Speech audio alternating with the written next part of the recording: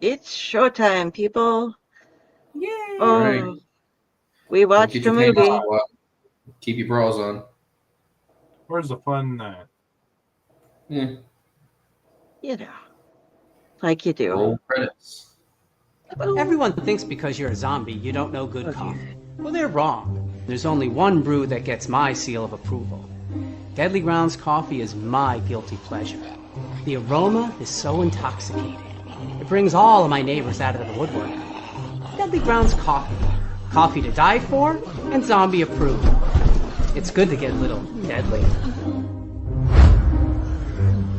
Use the front door! Oh, they're so disgusting.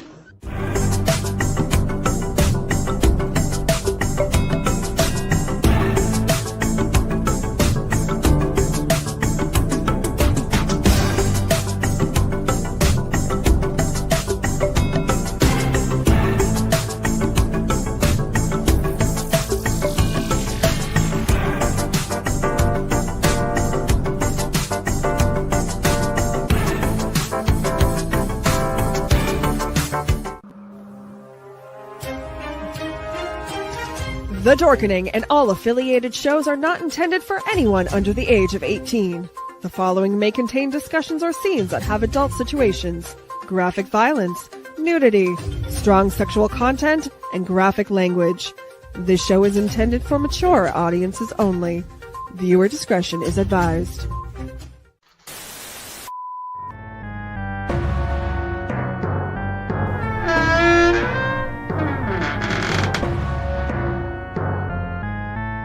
Greetings and salutations, my wonderful freaks. I am your Uncle Necro, and I welcome you all to the Tomb of the Terrible. It's the show in which I get to lovingly assault your senses with B-movie madness.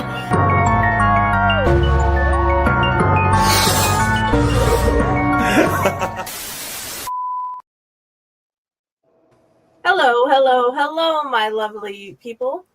I am Friday, and this is Chaos, Delphine, Ron, and Tom Dog. I am your stand-in, but never your replacement for Uncle Necro, and we are back with our review of Team Lust. Hey guys, how are you guys doing? Hey, Good. doing okay. Red Tusker went for some Black Velvet this time around because this movie didn't go for high quality booze. How about the Little Horse Smile? And of As course, we all pick up our drinks. I got our unofficial This is sponsor. one of those kind of nights, here. man. I think this is the first where we're actually all drinking during a review. I'm drinking soda, so But I'm the only one that's not drinking any alcohol. Ratatoskers got you covered, though.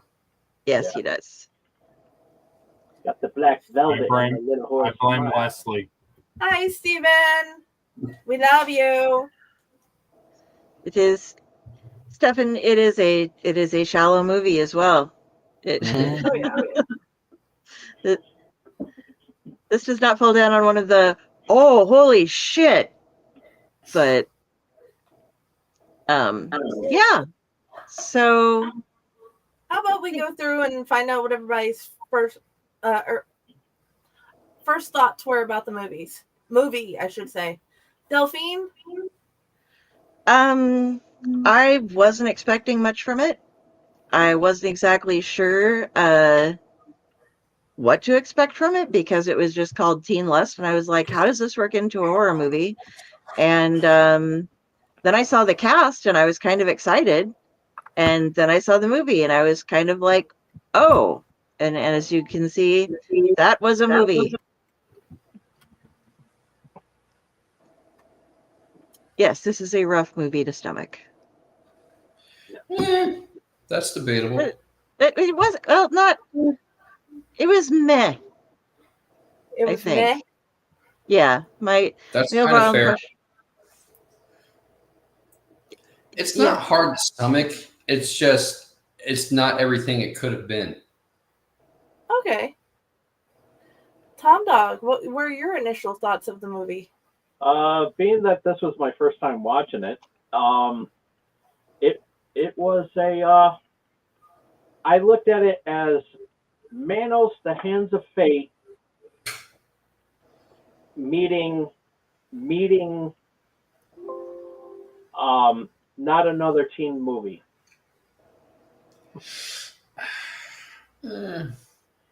Which is one of the like you take the worst teen movie that you could think of, put it with every teen movie trope at that era, then put it with the campiness of a religious cult, then you got this. So I'll take back the Manos, the Hand of Fate, because okay, good. that wasn't Manos, the Hand of Fate was just bad, and if you're talking about movies that are hard to stomach, it would be that one. This movie was leaps and bounds past Manos, the Hand of Fate. Yes, Jenny has been headless a lot lately. It's we're hoping it's not contagious. She has No, a not cat really. gravestone as a head. I promise I'm still here. It's just the setup of the room is kind of odd. Okay, Ron, what were your initial thoughts? Like Tom Dog, this was also my first time seeing this movie, and I was rather excited because apparently this was one of Uncle Necro's movies that he liked a lot. So I wanted to see it to see if I would be on the same wavelength as Uncle Necro and see why he might have possibly liked this movie as much as he did. So going into it, I was pleasantly surprised because this is actually a high quality, probably a bigger budget movie than we normally watch. I mean, this one was professional, well done. It was not a B movie. Not to say that it's as good as some of the other Hollywood movies out there, but it was not like the normal low quality, bad acting B movies that we normally watch on the show. So I was pleasantly surprised. It was an actually professional, well done movie. And for that, I didn't think it was all that bad. As far as my first thoughts when watching it, to me, it really reminded me of like National Lampoon movies, maybe like Van Wilder, or in some regard American Pie. That along those lines, I think it's that same kind of vein of movie. Okay. You?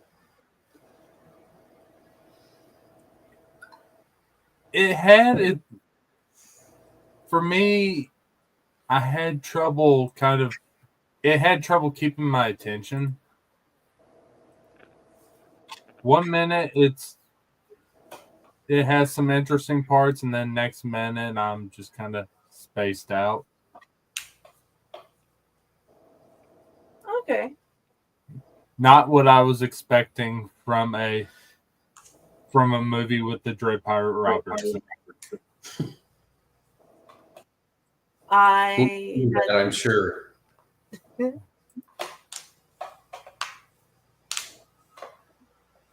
We had Dread Pirate Roberts, we had a Spy Kid, and we had cults. It started out promising, and then it got very weird.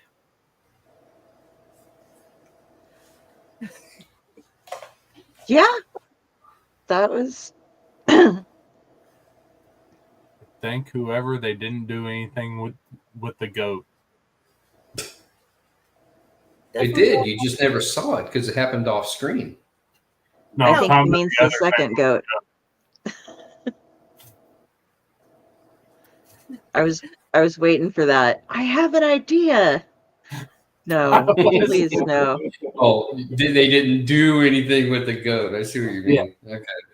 Yes. Okay, Del. What were things you liked about the movie?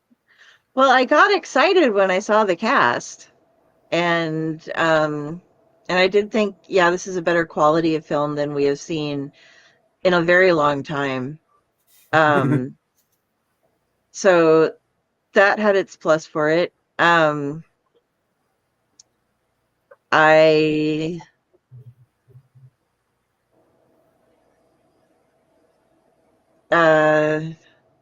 I mean, I didn't hate it or anything. There wasn't a lot that I'm like, oh, that was great.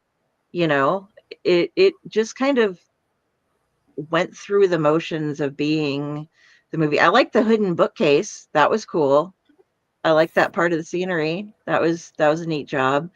Um, the attempts at the occultism were fun.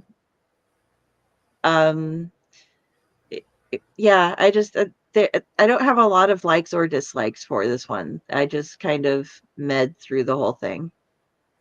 Okay. It was short.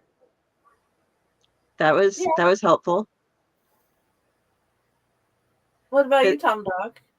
Oh, sorry. I thought you were I done. agree. I agree with Del.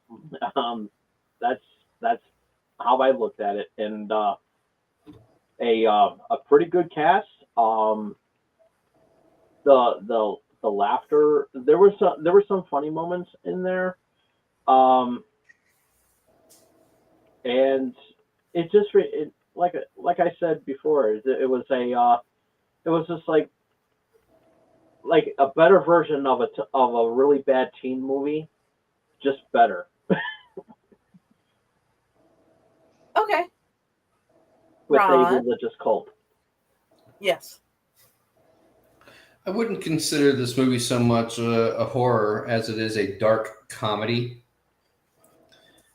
Some things that I liked about it were the fact that it was fairly fast paced, and they did not waste a lot of time on bullshit that didn't need to be in the movie.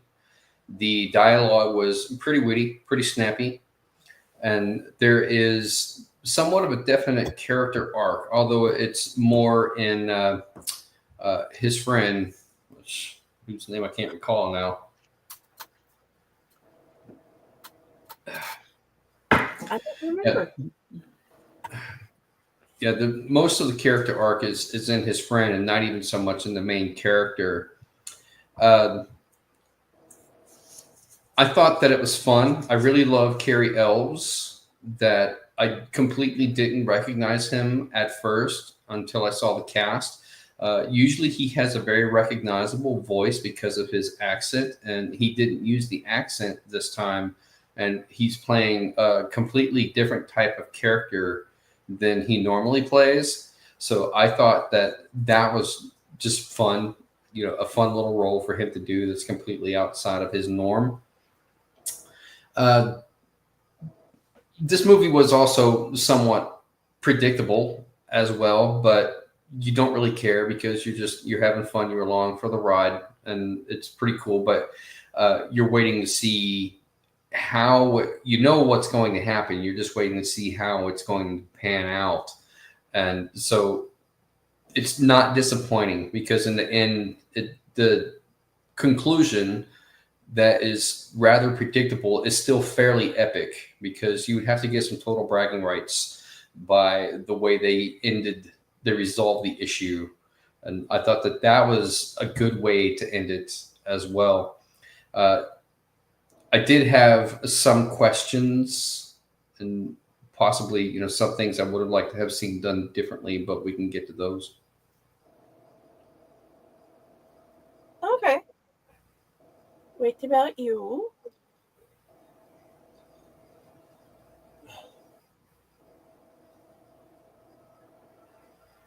As a lot of y'all have already said, it had a very interesting cast to it. Was not expecting him to play the particular role he was playing as the cult leader.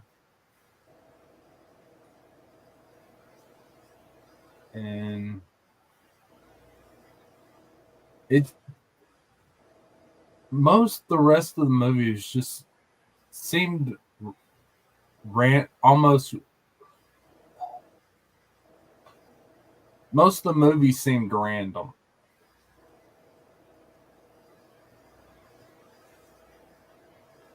Okay.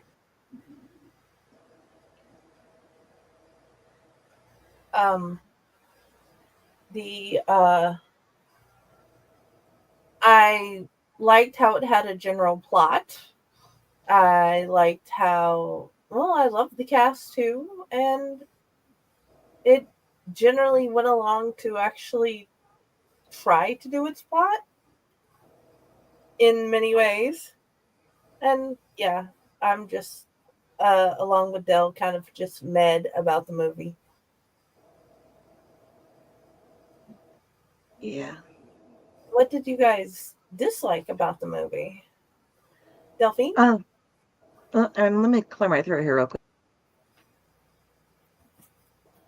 Okay, so one thing that I disliked about the movie actually was Carrie Elway's character, because I was expecting a lot from him, and it was like, you're being so corny in your performance, man. Like, I'm used to good shit from you. And if you're gonna be this guy, play it up. But he like overdid it to where it was like, he had this like weird shoulder thing, and I don't know, just the ways. Oh, Jeremy, we're watching Teen Lust from, I believe, 2011. 2014. Oh, 2014. I lied. I forgot the year, sorry. But yeah, it was that was kind of disappointing to me. And the kid does all these magic tricks, but he says they're magic. Like, how'd you do it? Oh, it was magic. Okay. But like, why are you magic? Is it like because you have a destiny in this cult and like Satan gives you magic? And that they never really went on and explained that, because he did things that should not like have been able to have been done.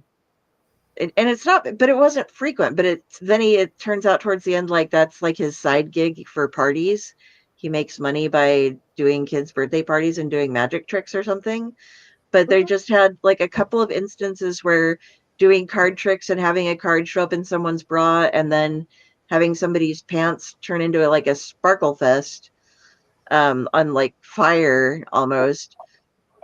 Like, you couldn't have done that. That's not something that sleight of hand at a teen drinking party works with. So it's like, yeah, I just got magic. Like, why don't you magic some other shit that's useful? Oh, I don't have good magic. I just have shit magic, was kind of the thing. And the just the whole thing where they couldn't trust anybody, and they list everything off, and that was pretty funny, where they're like, there could be, like the grocery store owners, the cops, the people who do your hair, baristas, vegans, and all this stuff. They could all be part of the cult. We don't know.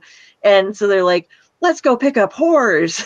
And the whole thing is this kid has to lose his virginity because his parents belong to a satanic cult, and he's still a virgin, so they're going to sacrifice him to bring in, like, to prevent they aren't bringing in the Antichrist. They're just preventing the resurrection of Christ for 1,000 years, is what they say they're going to do. And so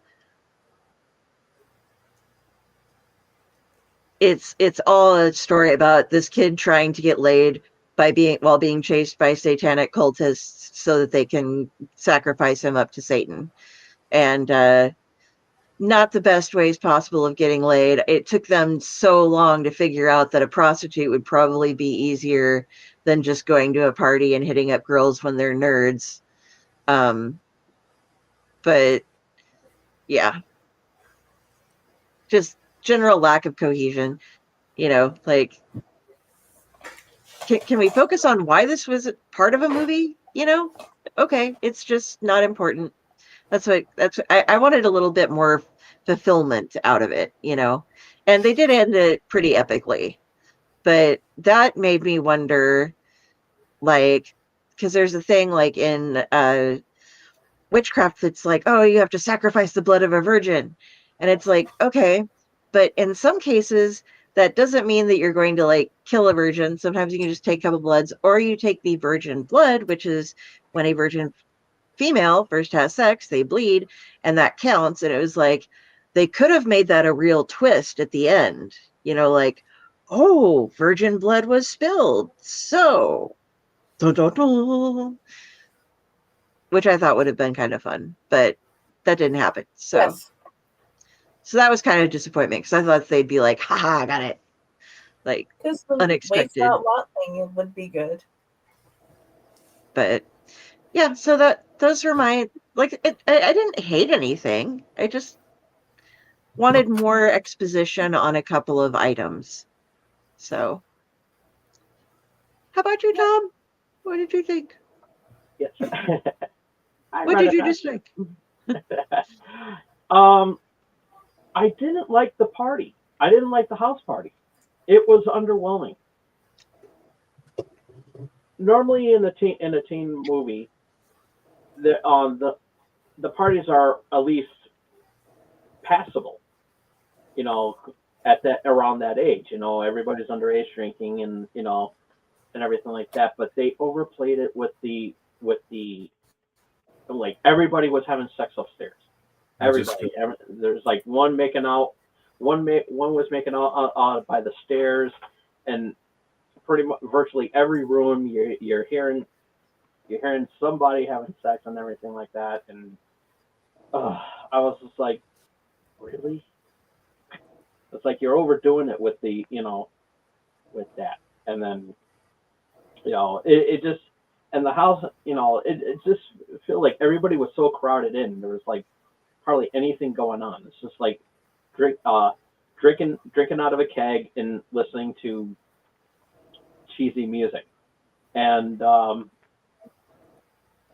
but there were some funny parts, you know, that I like, but we're in dislikes. Another thing is just like they just kept dragging on about the you know, about this kid getting late. It was just like, really. Then near the end, when they're having, you know, this kid's having sex, and he orgasms early for his best friend, but yet he doesn't orgasm early for the one that he wanted to bang. That didn't make no sense. And I was just like, really? Which they're trying to make fun of American Pie. Then when they actually do have sex, it's like, and there's like fire all over the place because you know, they set the fire. After that, the next scene, not one like ash or burn mark on them. I mean, come on. At least like come out looking like there, you know, you had like some ash or something like that. I mean, come on. And Satan burned me. yeah. And it's like, you know, and I think, you know, and I was really confused, and that's why I didn't that I disliked that. I couldn't believe that it was Carrie Elwes playing that cult leader, because I thought it was because I was literally saying, it's like, who's this guy that looked like a discount Jim Carrey? Then when the credits rolled, I was like, holy shit, that was Carrie Elwes. And then blink if you miss it, Dave Coulier was in the movie, and you did not know that he was in it. He was a goat wrangler. So I'm like, now I probably have to watch it again just to see where he was. But yeah, I was. So yeah, those are my dislikes. Okay. Ron? Well, Carrie touched on my first one, which was the whole magic thing.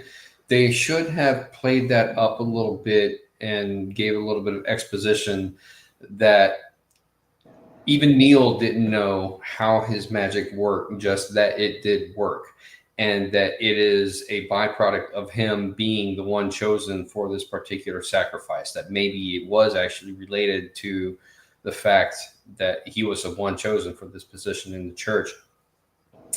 So I would have liked to have seen them play that up a little more and give some explanation as to, yes, this is truly magic and not just sleight of hand, because it would have been impossible for him to pull some of those tricks off sleight of hand.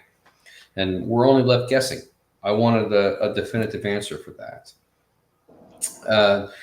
I also would have liked a little more background information on some of the other players involved, like his parents. They were very two-dimensional characters that were somewhat robotic, really. Like they didn't have minds of their own, and they just followed whatever leader was available at the time, because they were so quick to jump ship at the end of the movie and switch to the other side.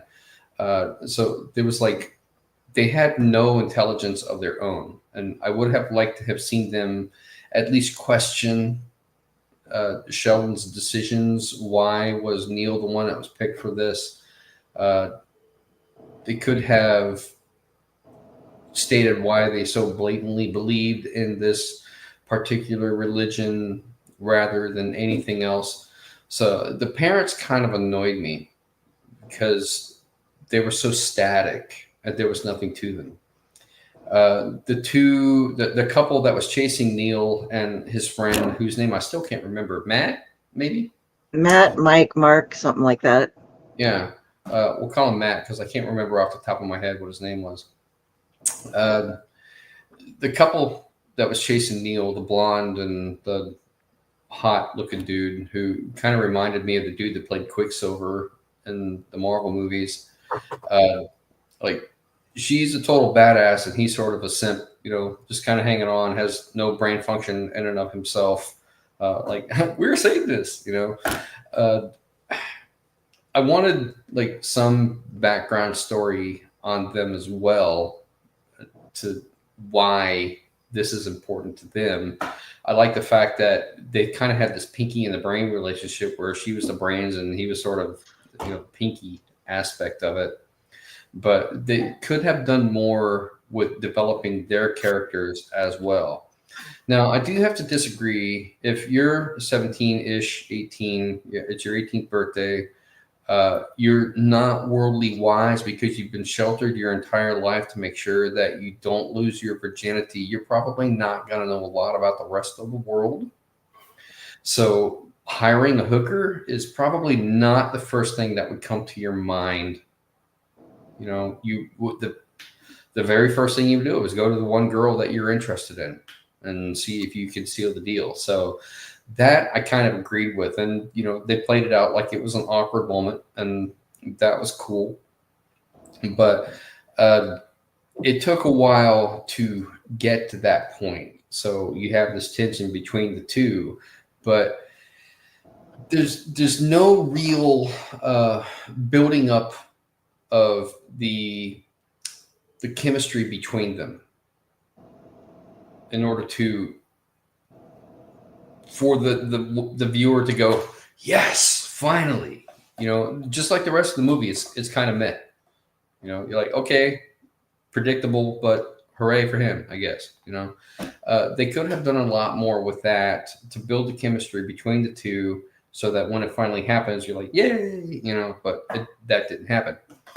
So there's just, the whole movie is so underplayed from what I think it could have been if they had taken the time to develop it, even if it meant sacrificing a longer running time. You wouldn't have lost the viewers. They still would have been interested in the movie, even if it had been longer, as long as you kept their interest by the character development and maybe putting in a little bit more slapstick comedy, situational comedy of him trying to score and failing to do so. There were so many other opportunities that they could have done with that and failed, that they could have put other stuff in. I don't think it would have affected the flow of the movie all that much, which makes me wonder, was there any stuff that was left on the cutting room floor that maybe included all of that we don't get to see because they thought maybe it did ruin the flow of the movie? So I I would just like to see this movie fleshed out a little bit more, with more character development, more slapstick comedy, more situational comedy, some background story, and then to really see Sheldon get what he deserves at the end of the movie. He gets burnt by the fire, and then he disappears, and then you don't see him anymore in the rest of the movie. But I wanted something more to happen to him. He needed some kind of comeuppance. I wanted some kind of revelation that would cause his parents to switch from the dark side to the light side. And just more explanation of his magical powers. I was thinking that Neil's magical powers would cease once he finally had sex, and that he would just be a normal person. But apparently he still has them even after the fact. So maybe his story's not done. Like there could be more to come, literally. Like if they did a sequel, because Satan's rising again, and this time it's up to Neil to battle the forces of darkness with his magical abilities that are now growing in power, something to that effect. But we don't get any of that, and it's sort of disappointing. But overall, the movie's not bad. It's like Del says, it's kind of meh, but it's still an entertaining watch.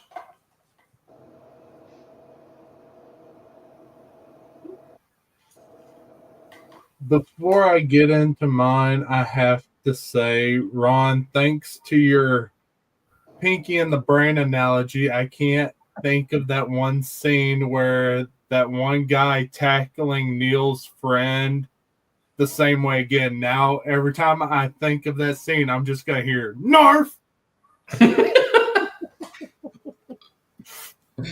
From now on, that tackle is just going to be Narf. You're welcome. That scene's now gonna be a good point of the movie now, just with that little addition. Okay. But yeah, I too was expecting a whole lot more from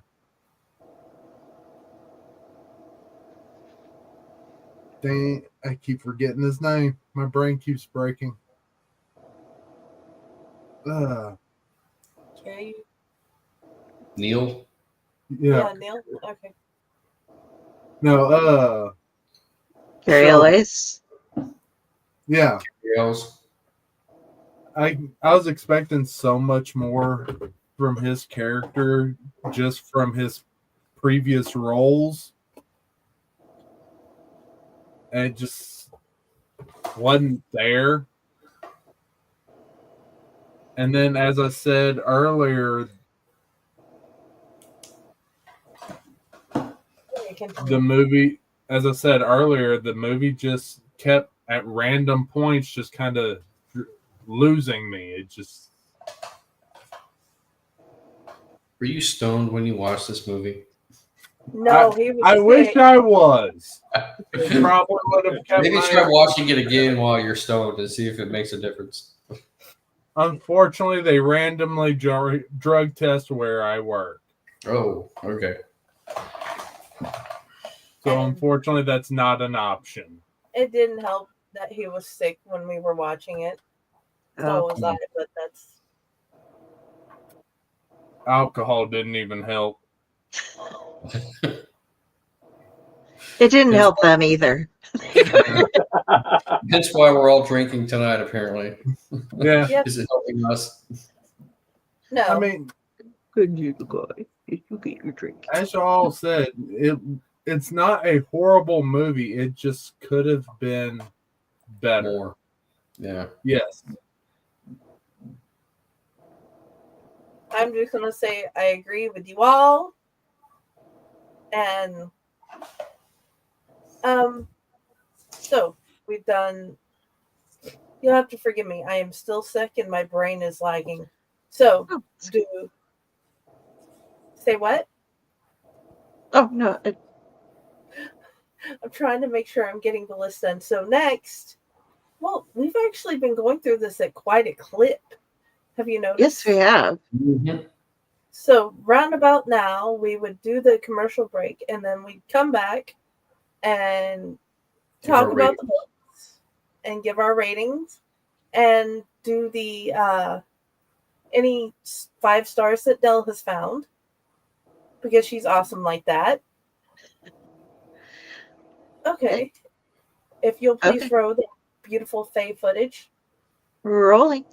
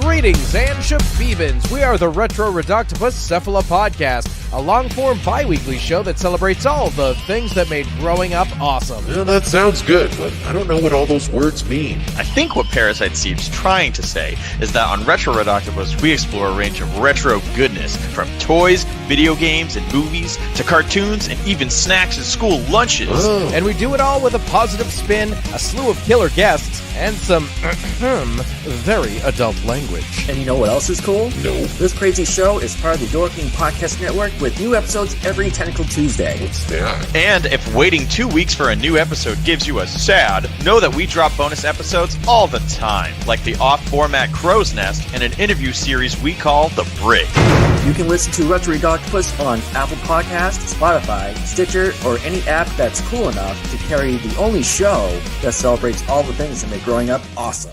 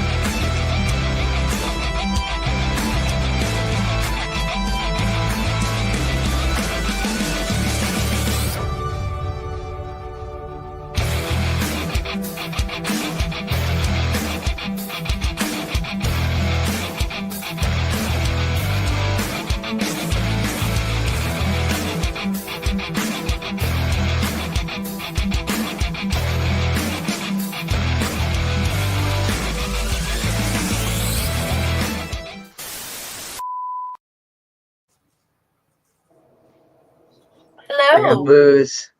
And we're back. And we're back.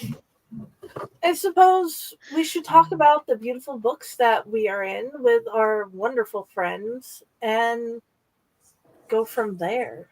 Yes, let's talk about books. Let's talk about books, baby. Let's talk about how to read. Exactly. Pick a book, random book. Y'all know how to read? Let me find them again. You should. You keep reading it to our child. Let's start from the bottom and go upward. I keep faking it. Faye Speaks. It came out in January. It is all the, if you wanted to see everything we put in the newsletter, all the art, all the poetry, all the flash fiction, you will find it here. You'll find stuff from family members, channel members, and other Fae-core people and Fae-core authors and artists, all here, including those here with us. We missed you too, Raz. And in the next one, you will definitely get to see Tom Dog's first story. Uh-oh. Speaking of Raz, okay, my kid had me make sure I put her rating up whenever I posted about Raz's book today. She gave it 10 stars because apparently that's what we do. She loved talking with her sister about it and then making fun of each other and whether or not they would do the things that Sophia and her friends did. So please go join them as they go discover the shadow people in the Harshman house and see if they can save their town. My kids loved it. I forgot to change this graphic, but yes. The honesty in verse, you will find poetry from Ron and I. You will find poetry from Raz. You'll get to see art from my kids. Well, my kid and my sister. You'll get to see all types of stuff. This one is different from all the others is that it's only the poetry and art. Monster Whiskers. This is one that I needed to update. You'll find stories about different types of monsters. Stories from teachers. Stories from stay-at-home moms. Stories from all sorts of walks of life. And all of them are about different types of monsters. Giant spiders, comic book monsters, and many more. So please go check out this book and see all the stories. And this one is our very own Owlite Menagerie, our network's first anthology. You'll see stories about ghosts, stories about creatures and cars, stories about the never-ending day in a mental asylum, and all types of stuff. So please go check out this book. All the proceeds for the first year goes to the Pro Literacy Foundation. Every adult has the right to literacy. Please donate or buy our book and let us donate for you because we want everybody to know how to read. And that is something we are working on in my household daily. Yay. Yes, go buy things. Read things. Reading is good. We worked very hard to make our stories entertaining for you guys. We worked very hard to make our stories entertaining for us. You read. And I can honestly say everybody in this chat room is proud of what their friends have done and what their family has done and what they did in all these books. And the newsletters too. So can't leave it out because I don't want people to forget that they can read Tom Dog stuff. I know. I always crack up over the newsletter because you're like, and you're in this. I'm like, oh shit. Read Tom Puppy stuff. Tom Puppy. Tom Pup. So quick side note because you said that. Okay, so my grandparents are from Tekamah, Nebraska, and people get really weird nicknames there. Like there would be, like one guy's nickname is Hawkeye, and there's Marmaduke, and there's all these different things. And you have Red, and we had Uncle Red, and there'd be just Gassy was the guy who did a bunch of yard work and stuff for him after they moved in with my mom. But the across the street neighbor was Coon Pup, and he was Coon Pup because his dad was Coon Dog. And I think it was a hunting reference or something, but it was like that was once you had your nickname, that was your whole life. So he's going to be like Coon Pup is now like 70 something years old, and he's still Coon Pup. Exactly. It's the same way back home in the mountain. Little Redneck is older than I am, but he will still be Little Redneck for the rest of his life. Yeah, just throwing that out there. That just came to me. I was like, he reminded me of Coon Pup. who had little gargoyle statues, and his friend grandma was like, they sell drugs over there, because she'd like look out the window at them. She had this huge windows, and they sell drugs over there. They do. I watch them. Like, do you tell anybody? No. Okay. She's just Everybody mad knows. she didn't get a good deal. Well, it's in a town that it's a very, very small town, and so it was like everybody knows, and the sheriff actually was under investigation at one point, or chief of police or whatever, because they had to bring in the FBI because somebody was breaking into like a school, or yeah, I think it was on the school, and he tried to catch him and said he was chasing over the fence, and he shot at him, and they shot at him and caught him in the foot, or they caught him in the leg, and he turned out he'd shot himself. He was drunk and thought he was chasing somebody, but there wasn't actually anybody there. But it wasn't until they got the FBI in and matched like his ballistics to his own injury that he had to be like, okay, so yeah, maybe that's what happened instead. And the fire chief was an arson who they caught the third time he burned his own house down. Third time? Nebraska. Yeah, he got away with it the first two, blaming it on his children being little match using pyros hiding out in their closet. But yep. Oh, sure. Blame the pyros. Yeah. It was when his wife had left him and he was living alone and he didn't have the kids over. They were like, this is just happening quite often with you. And I don't know, since he was like the fire chief, if it was like, some sort of weird Munchausen's type of thing where it's like, because they have, the nurses who like almost kill patients. There's a different name for it, but they almost kill patients, but then they bring them back. Yeah, well, that's when they kill them. But you know what I mean? When they get the attention by like saving the thing that they freaked it. Anyway, sorry, this has nothing to do with teen lust, so we should go back to that instead of Takema. They both start with a T. That's all. I just squirreling. Okay. Okay. How about you give us those 5-star reviews? Oh boy. Okay. So when there are only a couple of them, so I will read them all for you. Joe Lusk says it's titled Funny. Entertaining and funny. Good movie. Todd Rudisill says 5 stars. Sexy. That's all he says. You're seriously. Andrew Rothenbuehler says simple story, entertaining results. Just the right amount of cheesiness, good casting, not exactly a horror movie, but still a good flick. I wish John Doerr had a bigger role. Katrina A. Rollins is surprisingly good. We were looking for some good cheese and we decided to give this a try. It was better than we expected. With great Todd and the Book of Pure Evil vibes. 100% camp goodness. We want it on Blu-ray DVD so we can watch repeatedly in case it disappears from Amazon Video. We'll watch again. And then finally we have Sabir saying, I mean, come on, 11 out of 10. This is quite literally the best production I've ever seen. I feel blessed to have been able to witness something so beautiful.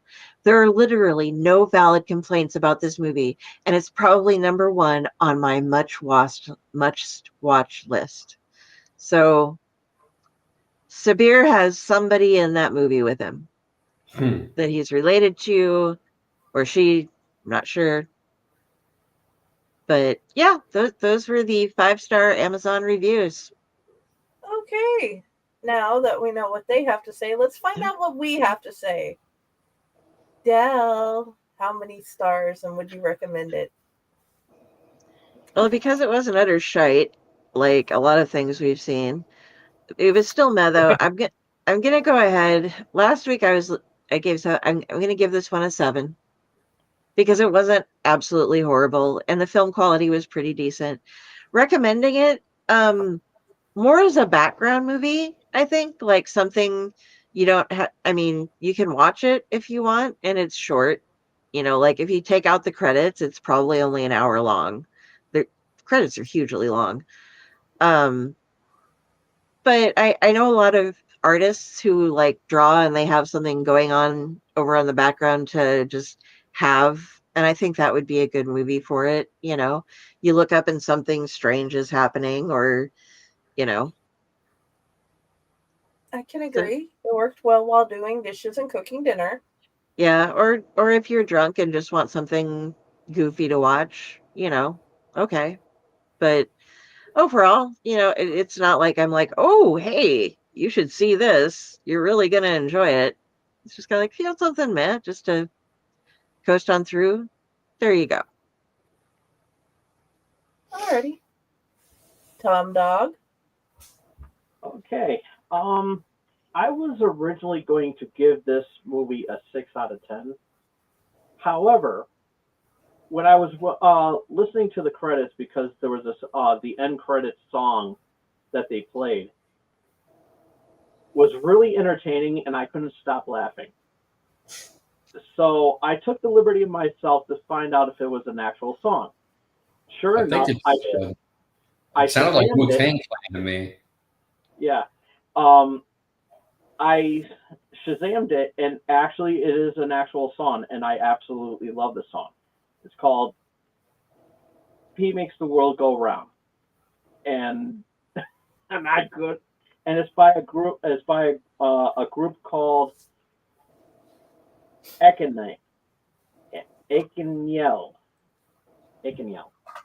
And yeah, I absolutely love that song. It actually makes my that song be a lot better than A Hole Is Just a Hole. So with that being said, I give this movie a 6.66 out of 10. So, nice. And do I recommend this? Yes, absolutely. Because if you're into that, if you're into campy teen movie humor, and you've seen all the tropes and everything like that, but this one has a little bit of a religious cult edge, like I've been saying. You're gonna get it in this movie, and I would recommend it. And so yeah, so definitely check that out if you have the time. And right now you can only see it on Plex, unless you want to fork over some money to pay for it. But yeah, I saw it on Plex, and it was actually pretty good. If you go to Amazon, it's like $6. $6. Sure, it's not $6.66. 66 cents. Sure, there has to be like a 66-cent, sales tax. Right. I don't know if they're willing, but yeah. Ron?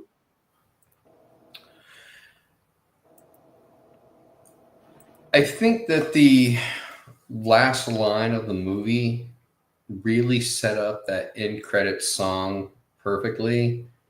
When they're driving away in the car, he says, "Can we put on that Christian rock station?"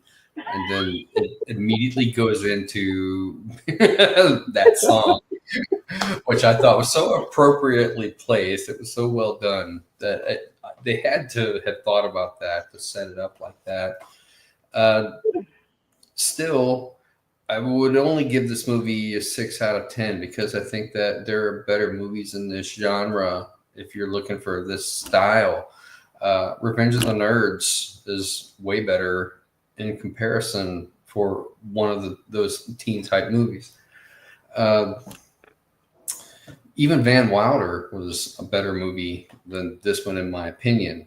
The big problem that I have with it is for a movie that's called Teen Lust and a kid that's trying to lose his virginity and the sexual situations that he somehow finds himself in, there's almost no nudity in this movie whatsoever, which you would think if it's a teen movie that's about a kid trying to lose his virginity, it would be all over the movie. And it's not, which kind of made me wonder, So I don't know if I could really rate it any higher than that because, again, the movie could have been so much more than it was if they had just thought through these things a little bit. So I'm only giving it a 6 out of 10. As far as recommending it, I don't necessarily know if I would recommend it, but if somebody wanted to watch it, I wouldn't turn it off either. Alrighty. I want to comment on when you're saying that. When I think we're calling him Matt because we aren't sure, is with the prostitute. He's like asking her to take her bra off, and she's no, shut up. Yeah, right. So yeah, the whole thing, like the poster is this bra coming off, and there's like no, that never happens. There are no boobs at all. There's some nice Victoria's Secret, but it stays a secret. Okay, that was all. Okay. Was just making sure, dearest husband. I would probably have to go with y'all about 6 out of 10. It was better than a lot of the movies we've seen, and definitely better cult movie than Menos by far. And it just, there could have been a lot more to it. And as far as recommending,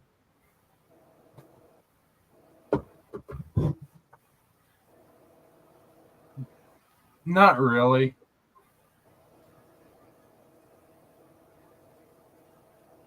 Fair enough. Okay. Let me hold on a second. Unplug that thing. Okay. I give it a. You know what? I'm gonna go with the 6.66, and it generally was just. It's not my favorite movie. And there are Spy Kid fans out there that have totally and completely fallen in love with him and have become adults that are still wanting to watch all of his stuff. And probably Meghan Trainor may want to watch it as well, just to see all the things her husband did. Yes, I know what his wife's name is. Don't at me. So yeah. If somebody asks about Spy Kid movies, then yeah, I'll recommend it. This is a Spy Kid movie where he needs to get laid to stop Satan from taking over the world. See, if they would have marketed it like that, it would have been a lot better. There you go. Well, shall we to the spinner wheel to see what in the hell we're going to watch next week? Yes. Yay. Okay. I'm ready if you're ready. Let me know when. Let me make this full size so people see. Okay. Yeah, 'cause I'm 1, blind. 2, 3, go!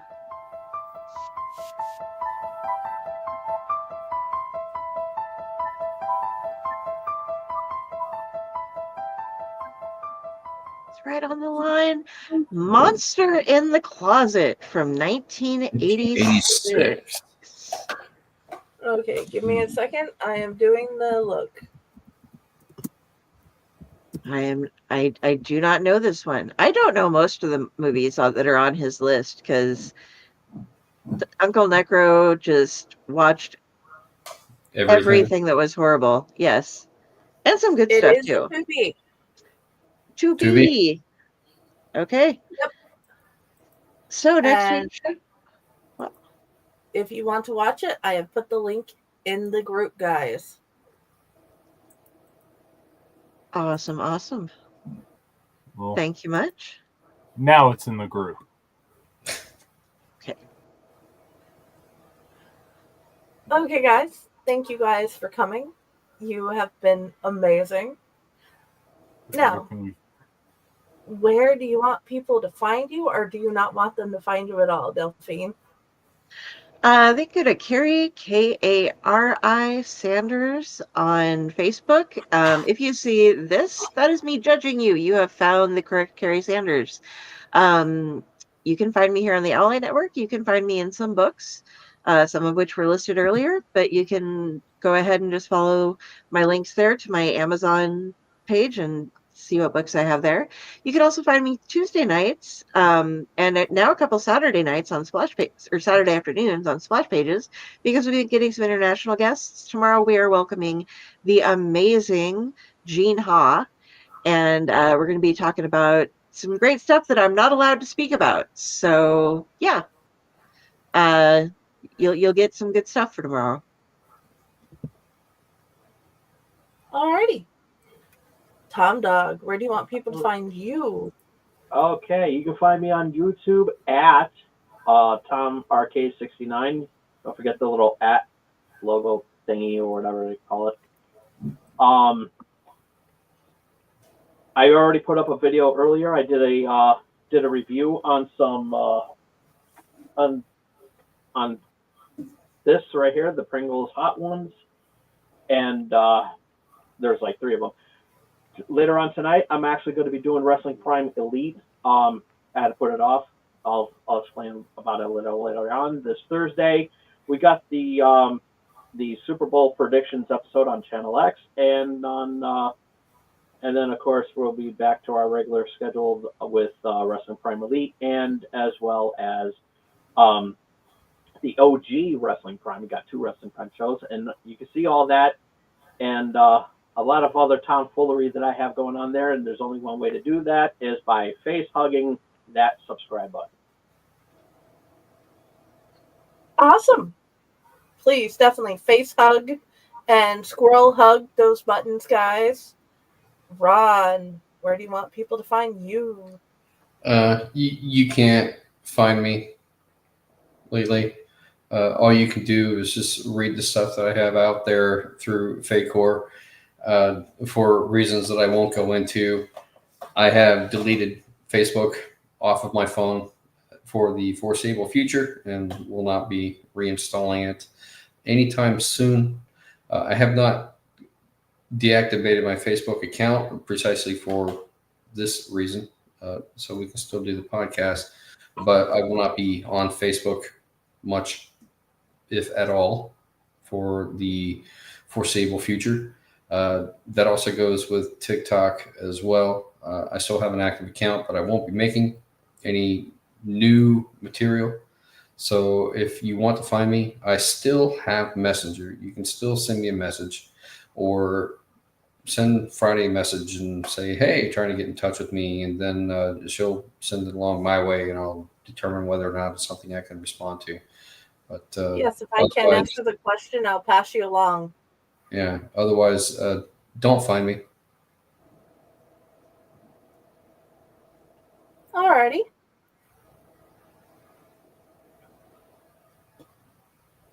In the trunk she stuffed me in. Again? It's dark in here. I only let him out to go to work, and then when he comes back home, he has to get back in. Mm-hmm. It's dark in here. I am. Good night, Jeremy. I am the ghost that plays with your hair while you're sleeping. But otherwise, you're in the closet. And Good luck with that. And tell the goat to get his own room. Yeah, right.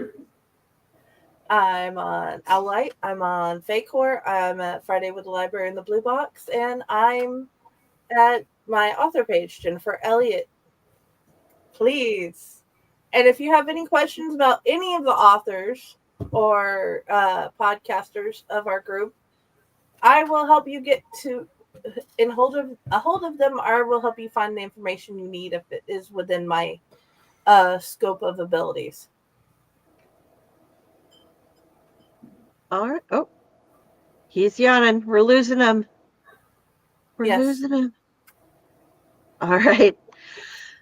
Thank you all for watching tonight, guys. Yay. There. be good, like love each other and stuff.